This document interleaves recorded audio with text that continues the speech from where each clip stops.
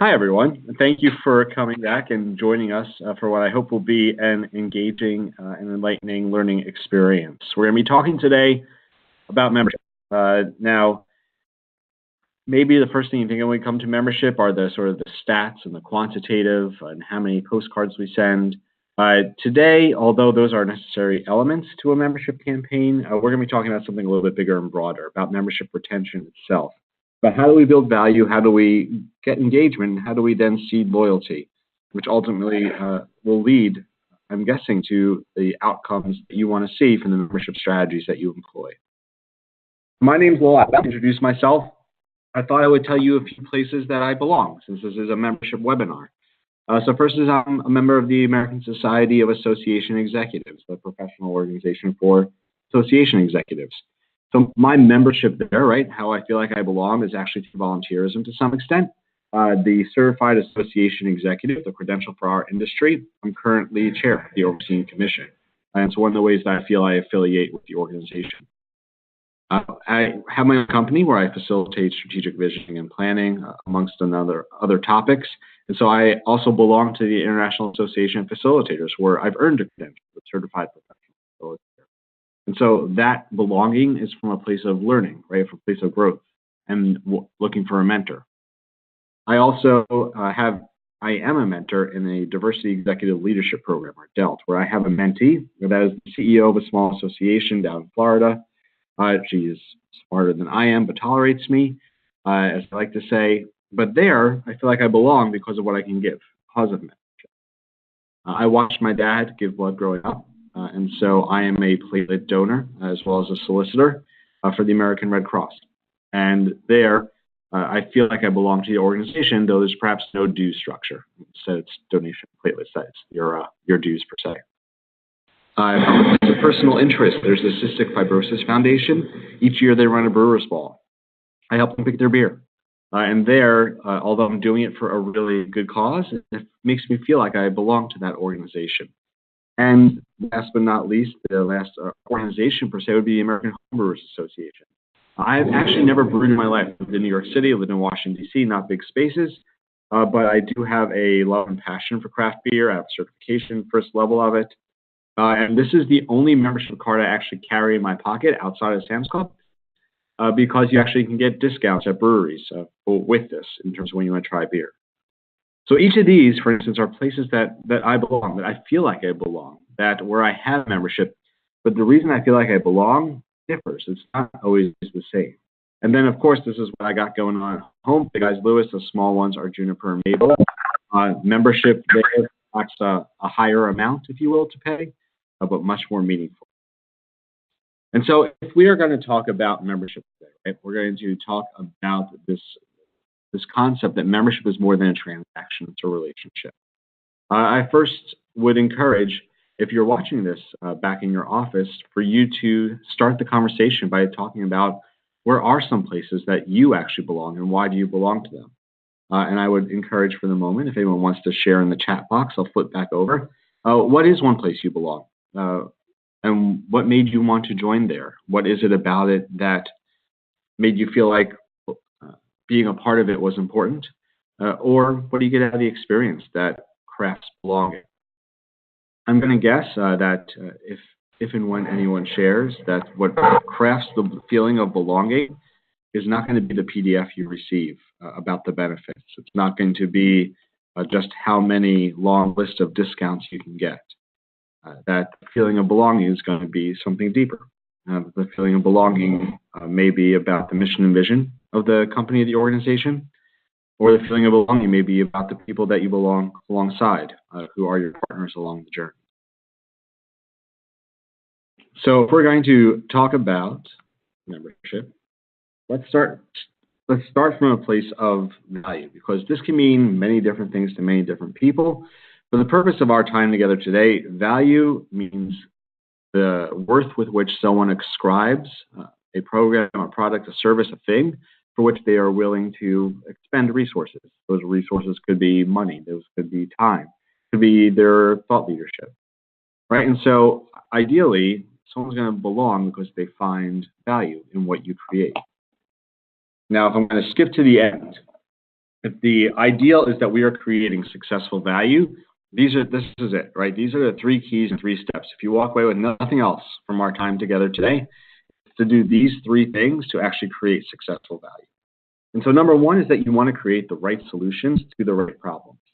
Now, that means you actually know what the right problems are.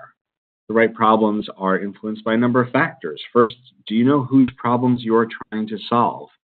Obviously, within the realm of public works, there's not only one discipline. There's a lot of different areas of interest and areas of pursuit. There's a lot of different seniority levels. There's different areas of the country. There's probably a difference between urban and rural. There's difference between someone who's in the first year of their career and their 40th year of their career. Each of these different individuals or the companies they represent are going to have differentiated problems. And so as you think about from a membership perspective, what you're creating, right, the benefits are really the solutions to those problems. As such, they need to be tailored to those problems. And so number 1 step to creating successful value is that basic question: are you creating the right solutions to address the right problems? Now, let's say you are. Let's say you have the right solutions to the right problems. How easy is it to actually access those solutions? So the solution that you create is some sort of meeting or get-together. And I'm going to go in and register for it. I go online, I go onto my computer, I type in the first page with my name, my address, and I hit next. And I go to the second page, I type in my credentials, my education, I hit next. And then I type in my demographics, I hit next. And I type in my interest areas, and I hit next. How many pages of registration am I going to go through before I'm so frustrated I abandon the process? How easy are we making it to actually access the solutions? I was working with an association just a few weeks ago that one of the gaps they had and the value they had to create was being a resource center of knowledge. So I asked, do you actually have these pieces of knowledge? They say, yeah, we have articles, we have thought pieces, and they're all on our website. And then I asked them about the search functionality of their website, and it does not work very well. And I asked them about the structure of their website, and it's lots of drop downs, kind of like a choose your own adventure and trying to figure out how to get through it. And their answer was, yeah, but we have the right content there, right? But it's not easy to find, so no one knows it's actually there. And so that's step 2, right? Number 1 is you need to have the right solutions to the right problems. Number 2 is it has to be easy to access the solutions. We live in an age with shorter and shorter attention spans. We expect 1 or 2 clicks. How easy is it to get to that solution? Number 3, and perhaps most important to some extent, is what is the experience from the solution? So let's say, again, let's go back to the meeting example. You created a program or a meeting. That's the right solution to the right problem. So you got the right speaker. It's in a central location. It was easy to register. And I show up. And the room for the meeting is set for 25, and there's 100 people there. And the air conditioning isn't working. So the food on the side is starting to curdle and go bad, right? And the speaker up front, their microphone goes out, and all their slides have font that's really, really, really small. Now, they could be presenting the right content, the right solution. It could have been really easy to access that solution. But when I walk out of there, what am I going to be talking about? Am I going to be talking about the content? Am I going to be talking about what they taught? Or am I talking about the gross food, the hot conditions, and how I couldn't hear anything? So often we pay attention as organizations, as volunteer entities, to creating the right programs and products and services and experiences that we don't actually give full attention to also creating the right experiences. When you're designing a new website or bringing on a new database, you'll often do user experience testing. And what always amazes me is the organizations come to the day of launch, and instead of that being a beginning, that's an end, and the user experience testing stops. Do you know what your users are experiencing when they register for a program, when they pay their dues, when they come to a program? The responsibility of any governance or staff entity is not just to create the right program, product, or service. It is not just to make sure that it's easy to find and easy to access. It's also to ensure the experience of utilizing, of incorporating, of implementing that program, product, or service, that solution, is a positive one, is a one that you want to get referral on, that perhaps even surprises and delights. So we're going to go through a whole bunch of other stuff, but if you take nothing else away, these are the 3 reflective questions, right? The keys to membership. Do you have the right solutions to the right problems? Is it easy to access those solutions? And is it a positive experience when you're utilizing the solutions? So what do we usually see in membership? Well, what we usually see if you've ever been in the membership space, is a few things. First of all, for many organizations, the value proposition is a really long list of benefits, right? Go to a web page and scroll, scroll, scroll. And the traditional theory was, if you would, that the longer the list of benefits, the greater the value of the organization and its membership. And those benefits, they are one size fits all, which again, even though you may have diverse audiences within your membership, right? The young, the old, the early in career, the later in career, those that are in certain disciplines, it doesn't matter who you are. This is what the organization offers, and it's the same for everyone. And within the organization, there are members, and then there's everyone else. And the defining line of what a member is dues. So if you pay dues, you're a member. If you're not, then you're not. And what I come back to on that one is to say, if you think about a LinkedIn page and you post an article as an organization on that LinkedIn page, and someone is kind enough to comment on that article, start a conversation, and then actually go back and forth with others and have a dialogue, creating this thought leadership on your LinkedIn page around this article. If that person hasn't paid dues, are they not a member of your community? So dues being the only definition of who belongs to your community neither acknowledges the ways that others can get involved, nor does it acknowledge that there's actually pathways to membership that lead to paying dues before the dues are actually paid. Now, we're going to get pretty heavily into engagement, so I don't want to jump there just yet. But for many organizations, member engagement is primarily defined as a transaction, right? It's the passing along of your money to acquire something. And although that, we'll talk about this, but though it may be a good quantitative measure, is that really the only type of engagement you want to see from your members?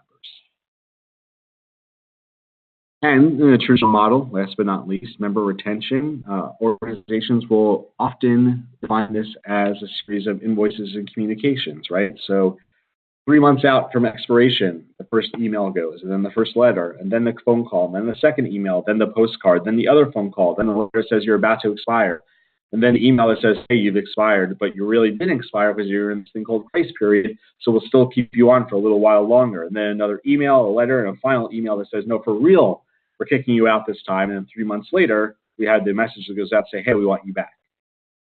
All of that is a member renewal campaign, if you will. That's not member retention campaign.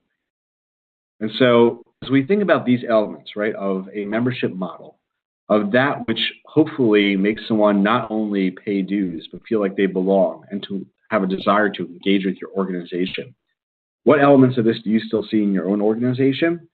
And if that's not good enough for what would be a driver for you to be involved, that's not good enough for a driver for you to engage, then there are things there you need to shift. So what we're going to focus on is our 3 things. We're going to talk a little bit about creating value.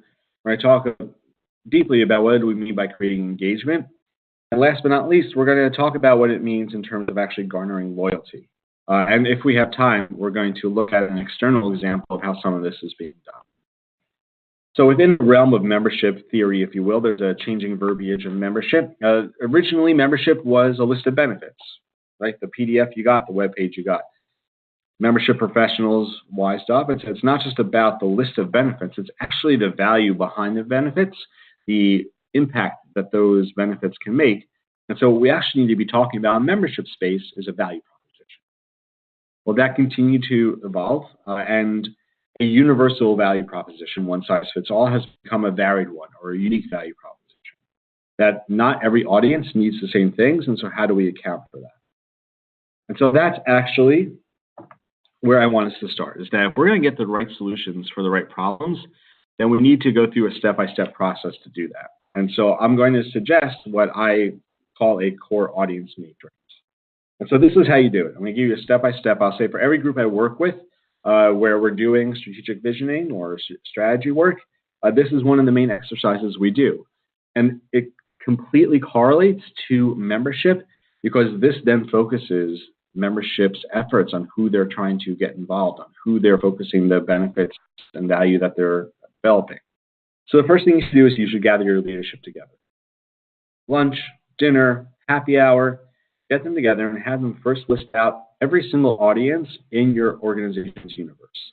That could be your membership in all its types. That could be the non-members. That could be regulators, legislators. That could be the public itself. That could be students for those coming in. That could be retirees, right?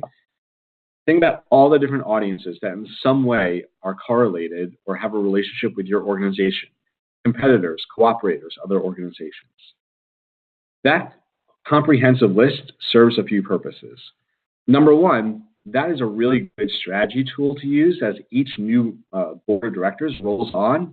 They can be given this list and say, as you look over this list, who are we missing? As you look over this list, who's on here as an audience that's actually no longer part of our universe?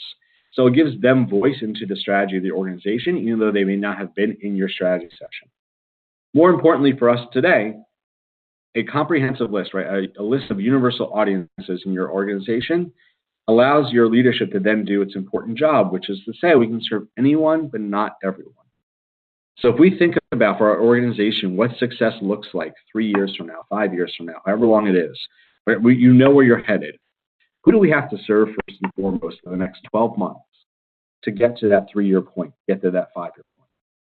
Thinking about where finances come from, who do we have to serve first? Thinking about the mission vision of our organization, what we're trying to accomplish, who do we have to serve? Thinking about environment trends, internal, external. Thinking about shifts and disruptions. Who are the handful of core audiences that we need to prioritize? I'm not saying that's an easy exercise to do, but again, you go back every 12 months at a minimum, but you can also alter as circumstances change and say, are these still the right core audiences? Once you've established that whose problems you're trying to solve, you then go through an exercise of, okay, for these audiences, what do we know the top needs are of these audiences as typically as possible? And then finally, the last column is what are the solutions that our organization provides to the needs of that audience where we are best fit to provide it? And whether those solutions are things that exist or things you need to modify or things you need to create.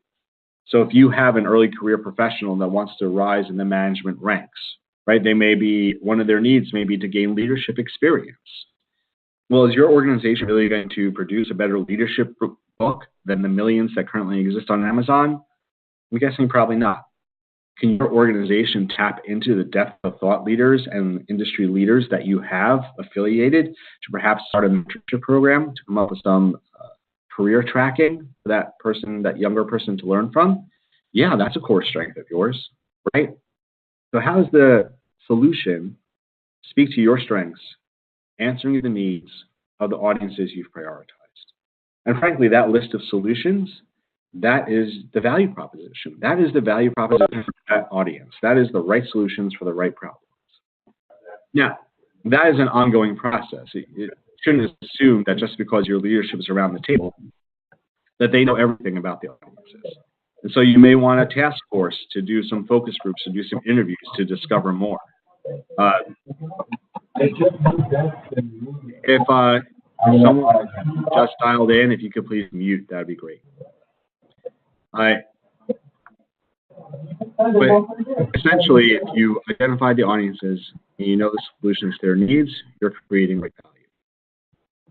Now, the last thing I'll say about that is that value is not static, right? The needs of audiences shift. We live in an age of change and disruption, and so what they're facing today, the economy may shift, funding may shift, government regulation may shift.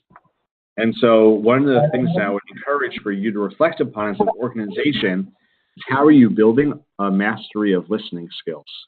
Often we place, whether it's our membership leaders or other leaders, in these seats with a purpose of getting together at a meeting, like a board meeting, saying, okay, what are we going to discuss? And what we have not yet done is really to get that perspective outside of their own. Everyone comes to the table with an inner circle. Everyone comes to the table with their own personal network. What they don't have, and they're supposed to represent a larger group, is the voice and perspective. And so, for instance, let's say that you want to focus on early career professionals. Are the early career professionals actually represented at the table where you're coming up with a strategy and approach to their needs are? Do you have like one on your board, or do you actually have some sort of gateway or some sort of conversation path where they can provide you with input, right? And so If you want the right audiences and needs and solutions, you also need to correspondingly build a mastery of listening so you can be listening to the audiences about what those needs are and how those solutions are resonating. All right, so there is your formula for step one, right? That is your formula for the right solutions, the right problems. You can sit and do that as a one-time activity, as then an ongoing work to update. Of course, in the realm of membership itself, that's not where the conversation ended. Membership as theory, as approach, as a significant arm of how nonprofit associations operate has continued to evolve. And so a lot of the conversation has really turned to, okay, we don't just want people to pay dues, we want them to be engaged, right? You want to see engagement. So here's the thing about saying that you want to see your members be engaged. That doesn't necessarily mean the same thing to everyone. So when I work with organizations, I will go in and frequently ask them and say, okay, you tell me you want to see engaged members. That's great. I think it's a good goal. What do you actually mean? Like, do you know what you mean when you say an engaged member? Because if you don't know what you mean by an engaged member, how are you structuring your programming? How are you structuring involvement opportunities? How are you structuring your metrics to know whether or not someone's engaged? And when I ask, these are often the answers I get. Many groups say, nope, but we know it when we see it, which is an answer that makes it really difficult to track any metrics. There are very few groups that actually say, yep, we know what engagement is. It's like on the wall, the break room of our office, like we all are on the same page. Most often, the answer is, we kind of know what it is. We've discussed it, but we haven't really codified what we mean by engagement. And so as you're thinking about our time together already, I'm hoping you're starting to capture and walk away with some to-dos, if you will. And so a robust discussion on what do we mean by engagement should be one of those pieces of homework, if you will. So if the most traditional aspect, the definition of engagement would be something like this. Member engagement is the result of a member investing time and or money with the association in exchange for value. And the more of these precious resources they invest, the more engaged they are. Translating to that, traditionally, we define engagement as transactional engagement. Right? I mean, does someone actually part with resources? Now, I want to say this. Transactional engagement is a really good measure of engagement, right? It is quantitative. You can get the numbers. You can do year-over-year tracking. Are our dues up? Are our registrations up? You can do year-over-year of who returns and who's more loyal. So there's a really nice quantitative aspect to transactional. So you should do transactional engagement. I'm just not sure if that's really the only type of engagement that you want to measure. So for instance, with member dues. So if you have a member, right, that pays their dues, does absolutely nothing, never reads your publications, never signs into to the online community, never does anything. And you have a member that pays their dues and then participates in conversation, that contributes thought leadership. You have a member that pays their dues and then helps to mentor others, that attends your meetings. If the only thing you're tracking are the member dues, those two members are going to look the same to you. And do you not have a desire for that second one to be the one you want to see? If we're talking about attendance at conferences or events, think about the meetings you put on. How much time do you put into getting the right speaker, to getting the right content, to creating the right conversations, creating the right space for networking? So if all you're tracking is transactional engagement, you're going to track that someone registered for the event. What you're not going to track really is whether or not they actually went to the session, whether or not they actually learned things. You're not going to track from a conference aspect not they met. And so when you're putting on an event, is your desire in terms of engagement just the former, that they pay the registration fee? Or do you have a greater desire to see them actually participate, learn, and grow because of their participation? And if it's the latter, then you need a greater definition of engagement than just transaction. I'm sorry to interrupt again. If everyone could please have their phones on mute, that would be good. So let's talk for a moment about professional development. So we're on a webinar. And so as you are learning with virtually, does APWA care whether you just registered for this? You're paying attention to me, right? You're taking notes. You're writing down the takeaways at the moment I'm going to ask you to participating. right? That as model versus someone who registered for the webinar, has it on a side screen, they have a few other things up, perhaps they're vacuuming at home, perhaps there's other audio going on, whatever the case may be. The only thing APWA is measuring is whether or not you registered, and that's simply transactional. And my argument would be is that really when you're putting effort and time and resources into creating learning opportunities, is that really the only thing you want to track? This is what I want to say about all this, is that if we were a for-profit, right, if we were a for-profit company or organization, transactional engagement may be the perfect way to go. Because the only thing that you are going to care about is how much money you're making. Right? You have to make profits to then get dividends back to sponsors, to those that are investing in the company. However, we are more than that. We are nonprofits. We have a mission and vision. And so, if you have a mission and vision, then you need to be thinking about not just the transaction, but whether or not what you do is actually working. Is it shifting the professional journey? Is it shifting with that the actual, oh, that's better, thank you. Is that shifting with it the path that the professional is working? And with that then industry, with that then society. So transactional engagement may be a good measure, but perhaps it's not the only one you want. And so if you're watching this after this recorded version, here's my question. What is the engagement you want to see, right? Like your homework assignment, and I'm about to give you my answers, and I'll take, if there's anyone that wants to comment in the chat box, is if you think about categories of engagement beyond transaction, right? What are some other categories of engagement that you actually want to track based on the goals that you have for programming you do for your members? How else do you want to see them engage? What would those categories be? I'm going to pause for a second and see if anyone wants to share any in the chat box. But whether or not anyone does share in the chat box,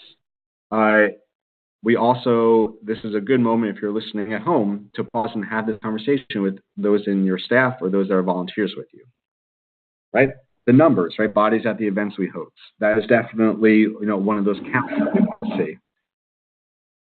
Anyone else have things that when it comes to engagement that are going to be success points, that are going to let you know that you're doing really well for what you're trying to accomplish?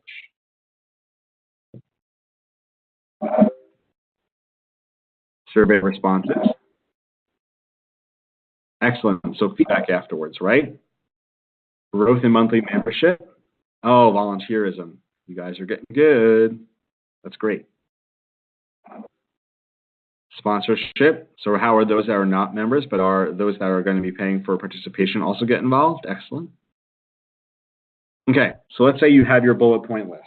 What I would like to do is share with you my bullet point list, and I'll share with you the categories of it, and then I'll explain what I mean by it. So when an organization is thinking about the engagement that they want to see, in conversations I've had with hundreds of organizations, I would say overall there's really 4 categories of engagement that keep coming up time and time again, right? Where they want to measure engagement more than just transaction. One is engagement of voice.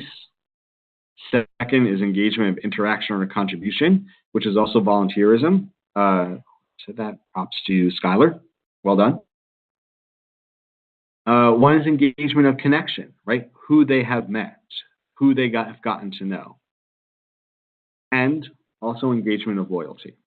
So I'm going to explain what I mean by each of these. So let's first start with engagement by voice. So when we talk about engagement by voice, I want you to think about for a second that you are on a trip and you have to go out to eat. And so you open up your Yelp app. Now, when you look at your Yelp app, before you decide where to go to eat, what do you look at first? Do you look at just the names of the restaurants? No. You often look at the stars, the reviews.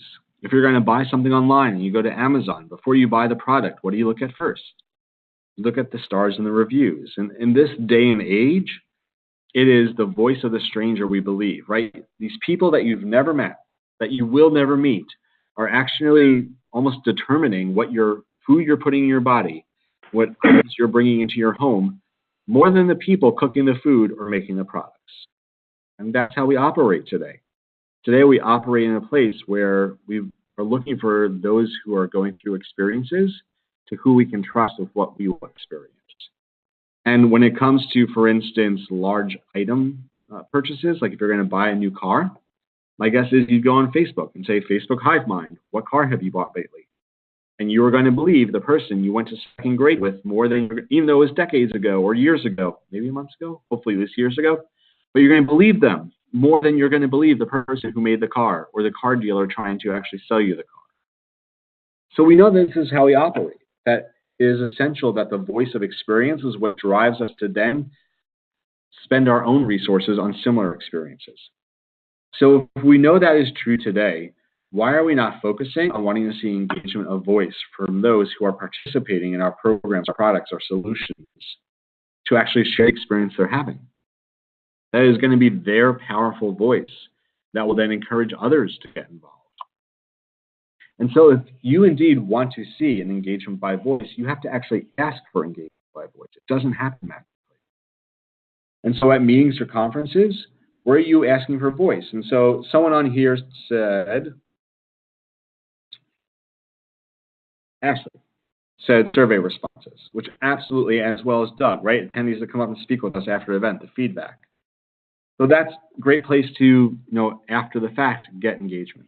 What if you had people right outside the room, as soon as it was done, you asked them and said, hey, could I record you for 30 seconds? And you either live streamed on Facebook or with Periscope a recording of what did you just learn? What were 2 or 3 takeaways? What were you hoping to get out of the session? Why should someone come who's not here? Right? Record a few of those videos, upload them to a YouTube channel. There's a totally different marketing approach than just another brochure or another PDF. And today's world of technology, it's easy to do that, and it's free to do that. And anyone can do that if you just structure the questions they have to ask. So would that actually mean there's a different level of awareness of your meetings or conferences about why to come? In terms of, now I'll say one quick thing about surveys and reviews in terms of voice as well. We'll get into surveys in a moment. I think one of the best things that I've seen is actually, and this will touch volunteerism, is with the California Dental Association. But they structured their meetings, right, their sessions, so that a volunteer introduced the speaker, and then 5 minutes before the end, the session ended, that same volunteer came back up and said, in this session, here's 2 to 4 things I learned. That as a model, right, that as a helping to encapsulate what the session connoted so that those that are attending hear from their peer what they learned and not just from the speaker, because whose voice do we believe nowadays, right? Those that have experienced it with us. And then right then and there, they had people fill out the survey, right, to fill out the evaluation before they left the room. So they weren't evaluating based on memory, they were evaluating based on experience. And those are powerful places of voice. Those things that the volunteer summarized, there are some really good learning tips and tweets to send out to everyone else. That's power of voice. The surveying, the assessing while in the room is a more powerful voice. When it comes to a virtual learning experience like this, what if instead of just having signed up, what if you had been paired with someone who said, this is going to be your person, right? This is going to be your brain buddy for this webinar. And so we want you on Skype or Slack or GChat or whatever chat platform you like. And the speaker is actually going to ask questions along the way. And you're going to pause for you to talk with your buddy about that. And then it's going to ask for feedback for you to contribute your voice back to the organization about what you and your partner learned. Right? That's an invitation of voice where you are now obligated to another person. It's not easy to look at 3 other screens that way. If you do any sort of advocacy, if you ever have gone to legislators or if you've gone to regulators, what is more effective? Is it bringing the sheet of paper that has the data and the facts? Or is it the person who comes and has a personal narrative to tell of meaning that is a story correlated to the issue that you're going to speak about? It is almost always going to be the story that leaves the memory, that leaves the left behind. And that's engagement by voice, right? You need to make sure that your members can be storytellers. You need to make sure they're able to tell their narrative. You need to make sure they feel confident in that. That's going to be what helps you win issues. As well as you want to see engagement by voice, then you need to be asking for what are the successes of your members. Where has someone earned a new certification or a credential? Where has someone just had a major promotion in their career? Where has a company done a major initiative that's affected the community? So often we are caught up in this idea that the only wins we can celebrate are the organizational wins, when the truth is that we need to celebrate our member wins. Celebrating your member wins is elevating their voice, right? And your member wins are your wins. So if they publish an article or journal in the journal or in any sort of online blog, even if they didn't publish on your journal or your publication or your magazine or your newsletter, you should still retweet theirs. You should reshare it, right? They're your member. So share their excellence. That elevates their voice. That makes your organization a place where their voice is engaged because of what they achieve. And although this one's a little bit harder to swallow, do you also ask for a voice of improvement? Do you really have a concerted effort to know where could you do better? I find it very interesting organizations that the people in the organizations and the leaders use reviews all the time, right? This is what I like, this is what I didn't like.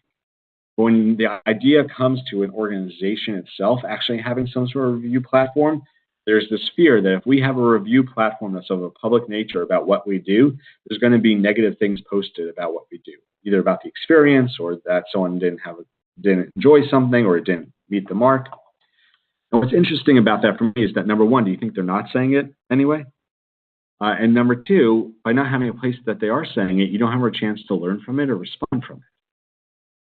So where are you honestly asking for improvement? Now, I will say you should only ask questions that you want answers to. I had one group that was trying to start a new early career professional effort and was looking for a name for it.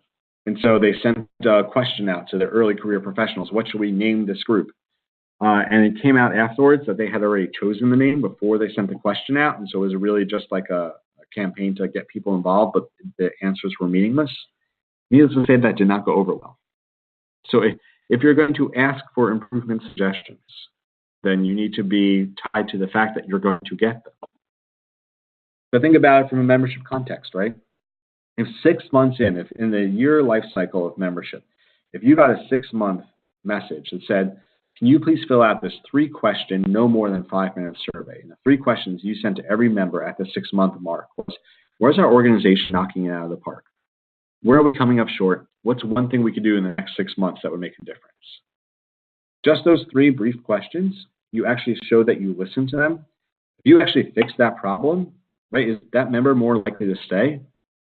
If you listen to what they said, but you choose not to change what you're doing, but you respond to them personally and say, you know what, we didn't shift course, but here's what we considered and why we didn't, is that member more likely to renew because you showed that you listened to them, right?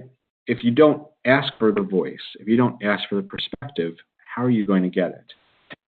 And we'll talk about patterns in a second. When you ask for improvement, if you hear the same thing 1 time, perhaps it's an anomaly. 2 also. You hear the same thing 3, 4, 5, 6 times. At what point does it become a pattern that you need to pay attention to? When it comes to engagement by voice, there's also the consideration of marketing. Social media in particular is not meant to be a one-way platform, right? You're supposed to be a place of engagement. Now, there's a lot of lurkers out there that will just read along, but they'll still hit a like button or a heart button. There are people who will retweet or will forward things, and there are people that will full-on engage in conversation, depending on the platform. So as you think about your marketing efforts, are your marketing efforts to inform, here's the next event and the time and the place, or your marketing efforts to invite conversation? Here's the next thing we're playing at the time and place. The topic we're thinking about is this. We have a few options of ways to go. Which topic would you be most interested in? What question do you want to make sure is included? Right? Do you invite dialogue about that? So that marketing becomes less about this flow of being inundated all the time by emails and information and noise versus an invitation to conversation. And as you think about the strategy for your organization, the engagement of voice you want to see is going to play into that as well. So back to our early career professional example before, do you have an early career professional advisory group, right? Anyone can join it. They never meet in person, and they're basically sent 2 or 3 questions 2 or 3 times a year that they can respond to if they have time. We're thinking about these 3 topics. Which would you choose? We're thinking about shifting times of our meetings from evening to morning. What do you think? We're thinking about starting a mentorship program. Would you participate? Would you be a mentor? Right? Ways that they can get their finger on the pulse of whatever audience they're focusing on, in ways that can help inform the board to make them better listeners, to help them create better strategy so they're not creating it in isolation, but with a voice coming in. And then anyone who provides that voice and you actually do something with it, you should recognize them for having contributed that thought, because then their voice is empowered in the organization. The last thing I'll say about voice is this, is that if indeed you're going to try to measure engagement through voice, you should really have an assigned listener. Whether that is a board position, if you have staff, whether that's a series of board positions, but you should have someone who's sort of filtering through the streams. If you have all these different input places coming in, between surveys and testimonials and 6-month surveys, and you have the strategy conversations, right, and those places of input, and you talk to your vendors as well and ask for theirs, there are going to be patterns. Engagement by voice can be incredibly powerful if you can pick out the patterns, because then you know how to respond. Then you know better what are the needs you have to create solutions to. So all that being, one of the categories, right, is engagement by voice. So let's talk about engagement by interaction or contribution, or what I would also call volunteerism. For most of our organizations, what this means is that there's board or committee service. Often this means signing up for at least a year of service. If you're on a board, it's going to be more than a year. If you're on the executive level of the board, by the time you get through secretary, treasurer, vice chair, incoming chair, chair, past chair, you've given 6 to 10 years of your life to service of the organization, longer than you went to high school. By the way, say to an early career professional, we're so glad to get you involved. You're going to be in our leadership chain here for the next decade of your life, and watch them run screaming.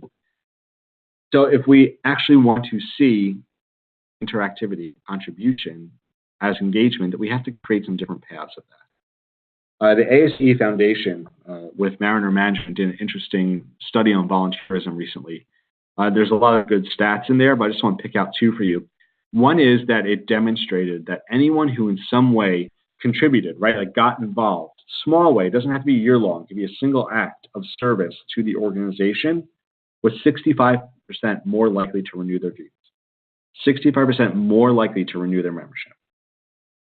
The corollary is they found that overall, looking at hundreds of organizations, approximately 70% of the membership of any organization has never contributed, has never gotten. So as you think about membership campaigns, or you think about how are we going to gain awareness, here's your low-hanging fruit. 70% never involved. Once someone contributes once, they're 65% more likely to renew. How do you create more opportunities for involvement? What are the relationships that you have asked stakeholders to play, right? Not everyone is the same. And so if your board, if one of the requirements, whether it's stated or not, are long years of service, so you have the experience, well then where exactly is the entry point for those that are early career? Those that are your partners, your solution providers, your exhibitors, your sponsors, I guarantee you they're looking to be involved more than just giving you money, right? So how are you creating opportunities for them to volunteer, to get involved, to contribute their time, their thought leadership, their knowledge as well? If you really want to make this happen, you have to have structures of giving that focus on a few key areas. Number one, they have to be easy.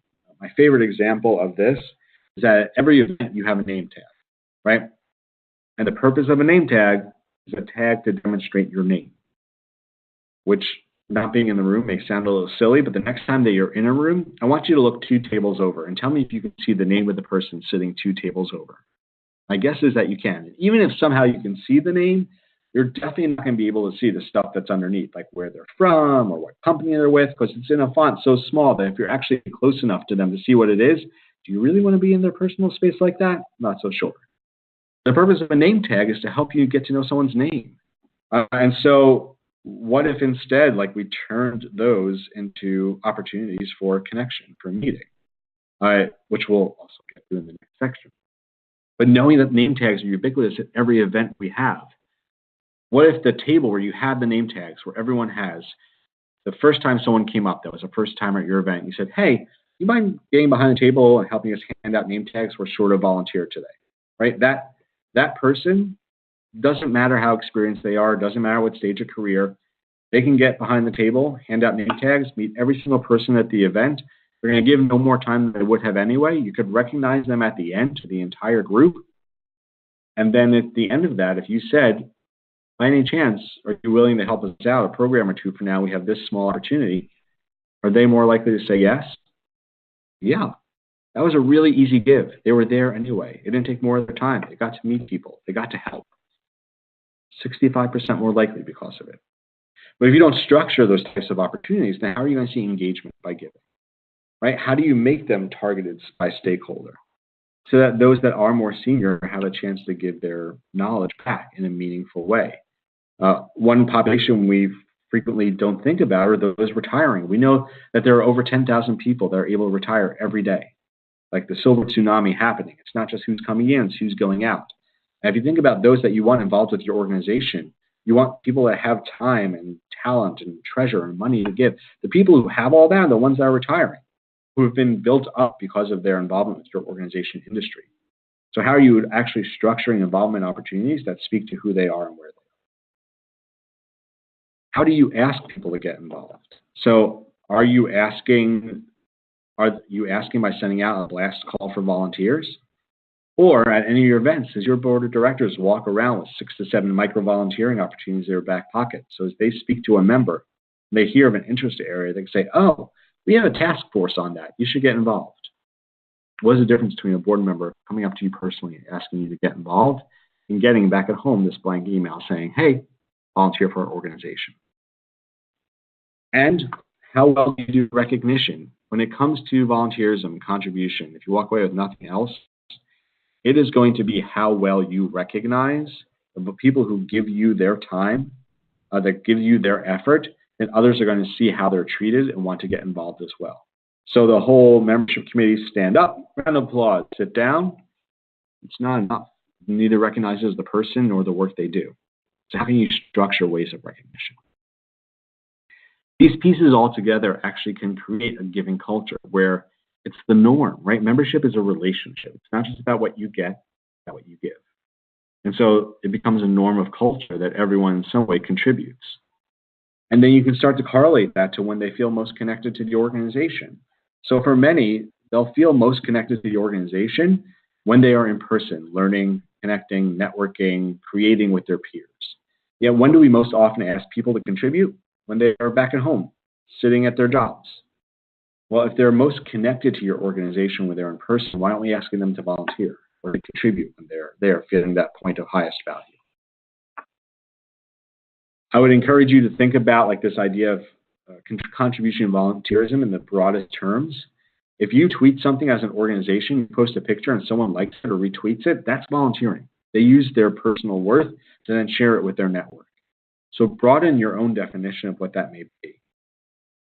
And so in terms of engagement by volunteerism, right, engagement by contribution, make sure you have broad definitions of that, right? Within any of your organizations, are there discipline or career stage or smaller components, if you will? And how do you focus contribution based on those? How do you utilize social media, not just a place of like communication, marketing, output, but actually as a place of input as well, and create opportunities for volunteers to help solicit that input and garner conversation?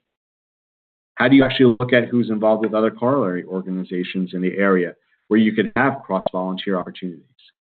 And how do you tap into your corporate sponsors and those that are solution providers to have them be advocates for your organization by involving them as volunteers as well?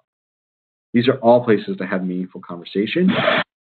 None of these are enough if you actually do engagement just by transaction.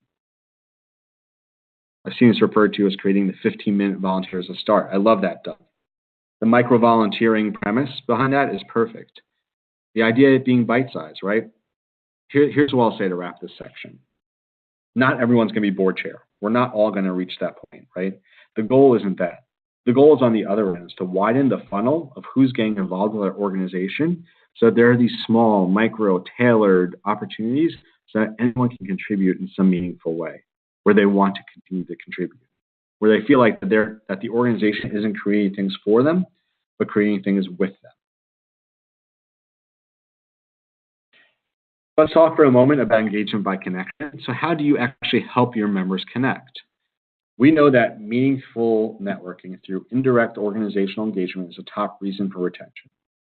If you look at studies done by Marketing General Incorporated, if you look at studies done by association laboratories who have looked at literally hundreds of associations over a number of years, time after time after time, whether it's a trade organization or an individual member organization, the top reason why people say they belong, they continue their membership, it isn't the journal, it isn't the session, it isn't even the meeting. It's because of the people that they can meet.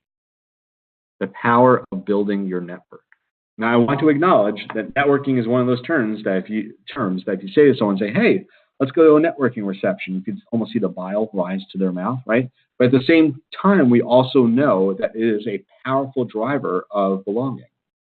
And so part of our job is to actually program better connections. Throwing people in a room with wine and cheese and saying meet each other is a really poor model of networking. Someone who comes in for the first time, right? You come in, it feels like everyone's talking to someone else. So you go and you stand against the wall on your phone, very important, doing your email. Maybe you grab something to drink. In the end, you left and you didn't meet anyone or have any meaningful conversation. Was that really a successful event? Right? So how do we transform our in-person events so that they're going to be more meaningful? Let's go back to that name tag activity, right? The purpose of a name tag is to demonstrate your name. So next time, instead of having like nice logos around it and like your name in really small font, what if the name tag was just your first name, really big, and underneath it said, ask me about. And every person that came filled in one thing they wanted to be asked about. Ask me about my pet. Ask me about dinner last night. Ask me about this challenge at work. Ask me about, the promotion I got. Everyone gets to personalize a conversation they're going to have. It just lowers that barrier to like, how do I start a conversation with you? All the rest of the stuff, where I'm from, who do I work for, that will probably come out pretty quickly in the conversation. How do you utilize better networking approaches to actually turn your in-person events so that perhaps you can't matchmake everyone, but they can connect with other people easier? And the same thing with virtual events. The same thing here is people are contributing thought.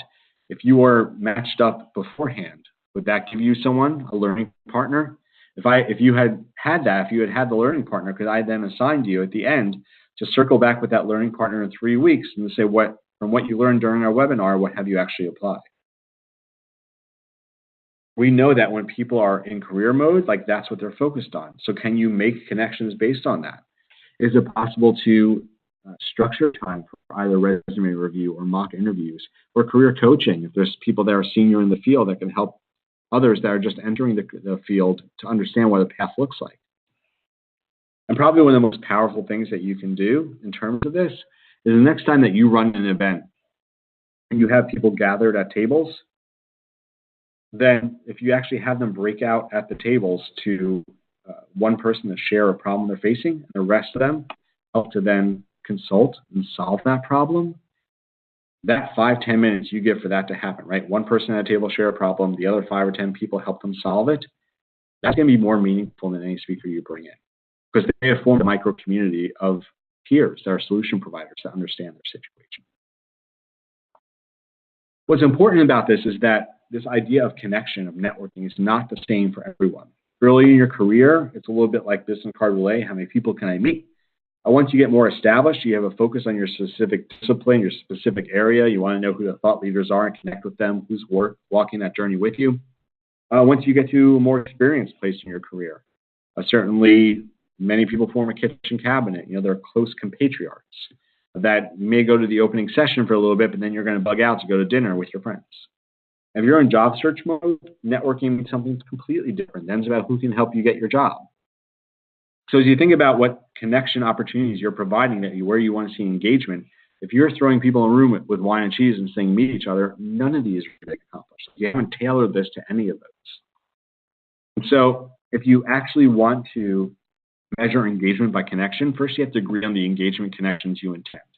We're running a networking event. We want people to ideally walk away with 3 or 4 new LinkedIn connections and 1 new person they're going to follow up with after. And then share that with the attendees if that's their goal for the event. And then ask at the end, as part of your evaluation, did you do this, right? And then you should capture both the quantitative, check the list, but also the qualitative. Did you meet someone that actually helped you during your career, that was an assistance to you in the coming months? Can you tell us that story? The story of connections is the story of your community. If you have a story of someone who met someone else and got a job because of that meeting at your event, your community provided the platform for career advance, for career success, that is a powerful reason to belong to your community. You want that story. So last but not least, and I know we're starting to get a little bit short on time, but since we have some hiccups at the beginning, an extra minute or two, is loyalty. Now, if you want to see loyalty, you have to recognize it. If you want to see increased engagement, we need to recognize those that are most engaged.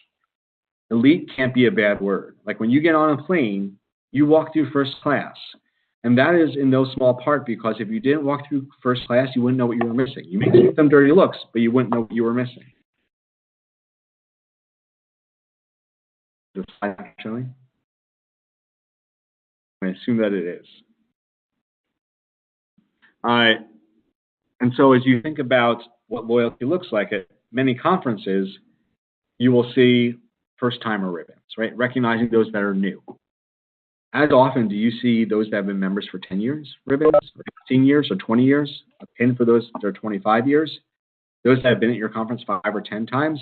If you want to see loyalty, you have to recognize it. So if you want to actually measure engagement by loyalty, how do you define it? Like what is the loyalty metrics you want to see? How do you track it? And then how do you give explicit, authentic gratitude for people who are the most loyal and create premium experiences for them? There's lots of ways you can do it. Our field, our world likes badge, ribbons, and pins. I've seen some organizations actually have a concierge, like a specific person you can call if you're a premium member or premium volunteer, that the person you call won't pass you off to another department or another arm, but will not leave you until your problem is solved. Do you get some comp rooms that you can give to some premium members? If you have a reception, do you have a roped off area, like everyone has food and drink, there's a roped off area for the premium members or volunteers where there's a specialty drink or a specialty bite. And they can actually invite someone to bring them in and see what that VIP experience is like. So this is what I would say, is that these are just 4 categories I'm giving you. But between my list here, between the list you came up with, if a really good conversation to go back and have is to say, if we were to want to see engagement, right? If we want to see engagement more than transactions, what would we want to see? What categories would we want to see? What would success look like in those categories? I'm guessing you want more than them just buying something. But if you haven't decided what that is, and you haven't decided what the success metrics are, then how are you structuring everything you produce in the right way to get there? So here's what I will say to wrap. Number 1 is that if you're going to focus on engagement by loyalty, then you need to be transparent, right? It has to be objective loyalty, not subjective. We're recognizing those that have been members for 10 years versus we're recognizing 5 people, we're not telling you why, so we just picked our favorites, right? So you need to be objective in loyalty. Recognize you have to create a desire to belong before people belong. It isn't like they pay dues and that's the magic moment and all of a sudden they belong. There's been some path that's gotten them to that point.